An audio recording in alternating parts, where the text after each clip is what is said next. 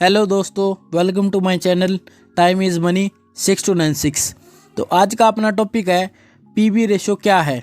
मेरी पहली वीडियो में मैंने बताया था कि पीई रेशो क्या है। अगर आपने वो वीडियो नहीं देखी है तो मैंने डिस्क्रिप्शन में लिंक दे दिया है, उसको एक बार देख लीजिएगा। तो चलिए जानते हैं पीबी रेशो क्या है। पीबी रेशो का मतलब होता है price to book value ratio. तो जानते हैं कि पहले बुक वैल्यू क्या होती है। कोई भी कंपनी को अपने कार्य को पूरा करने के लिए पैसों के साथ साथ मैन पावर एसेट की भी ज़रूरत होती है। और एसेट भी दो प्रकार की होती है, एक टेंजेबल एसेट और एक दूसरी इंटेंजिबल एसेट। इंटेंजिबल एसेट वो एसेट होती है जिन्हें हम देख कर छू कर महसूस नहीं कर सकते हैं, और टेंजेबल एसेट वो एसेट होती है जिन्हें हम देख कर छू कर महसूस कर सकते हैं। और बुक वैल्यू निकालते समय केवल टेंजेबल एसेट को ही शामिल किया जाता है। चलिए इसको पिछले उदाहरण की मदद से ही समझते हैं। XYZ नामक एक कंपनी है जिसके मार्केट में 1000 शेयर ही उपलब्ध है और पर शेयर प्राइस 2000 रुपये का है। वह कंपनी की टेंजेबल एसेट 10 लाख रुपए की हैं, वह लाइबिलिटी 6 लाख रुपए की हैं।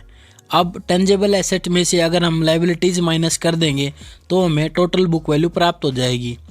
10 लाख रुपए माइनस 6 लाख रुपए इज इक्वल टू 4 लाख रुपए। तो मैंने पहले ही बताया था कि कंपनी के केवल 1000 शेयर ही उपलब्ध हैं। तो इस प्राप्त हुई 4 लाख रुपए की वैल्यू को अगर हम 1000 शेयर से भाग दे देंगे तो हमें पर शेयर की बुक वैल्यू प्राप्त हो जाएगी। 4 लाख डिवाइड बाय 1000 करेंगे तो हमें 400 रुपये की बुक वैल्यू प्राप्त हो जाएगी। पर शेयर बुक वैल्यू का अर्थ यह होता है कि अगर आपने कंपनी का शेयर किसी भी भाव में लिया हो, अगर कंपनी आज बंद होती है तो कंपनी हमें पर शेयर पर 400 रुपये ही देगी। अर्थात कंपनी के बुक वैल्यू में एक शेयर की मूल्य 400 रुपये है। अब शेयर का वर्तमान मूल्य 2000 रुपये है।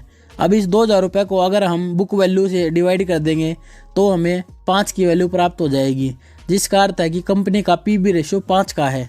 कई बार यह देखा जाता है कि किसी भी कंपनी का पीबी रेशो बहुत कम होता है व किसी अन्य कंपनी का पीबी रेशो बहुत ज़्यादा होता है। यह इस बात पर निर्भर करता है कि कंपनी का किस चीज़ का व्यापार है।